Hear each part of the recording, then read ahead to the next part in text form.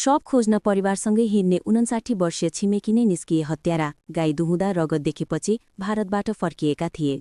असोज 21 गते मोरङ लेटाङ 2 की 13 वर्षीय अंशु गौतम घर नजिकै खेल्न निस्किँदा बेपत्ता भइन्। 17 दिनपछि घरदेखि करिब 4 किलोमिटर टाढा चारकोसे झाडीमा उनको अवशेष फेला परेको थियो।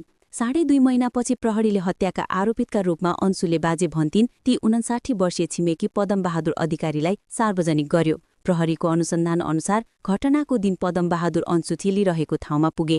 अंशुसँग रहेकी अर्को बालिकालाई 5 रुपैयाँ दिएर चक्लेट किन्न पठाए।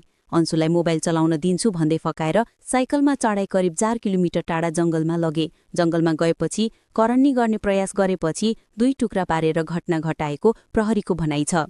घटनापछि उनले अभिनय झैं गर्दै परिवारसँगै रोए, गाउँलेसँगै खोजीमा दौडे र अंशु भेटिएको दिन पनि घटनास्थलमै उभिएर रमिते बने। प्रहरीले 300 भन्दा बढी व्यक्तिसँग सोधपुछ र 16 जनाको पोलिग्राफ परीक्षण गर्यो।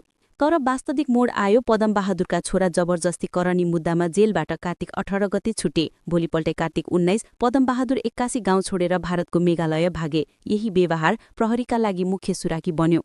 भारतमा गाई फार्ममा लुकेर बसेका उनलाई मानसिक तनाव र प्रहरीले आफन्त मार्फत बनाएको दबावका कारण अन्ततः नेपाल फर्कन बाध्य भए।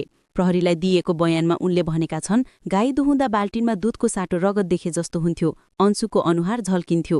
सोही व्यक्तिलाई आज प्रहरीले सार्वजनिक गरेको छ भने घटनाको बारेमा उनले सबै कुरा स्वीकार गरिसकेका छन्।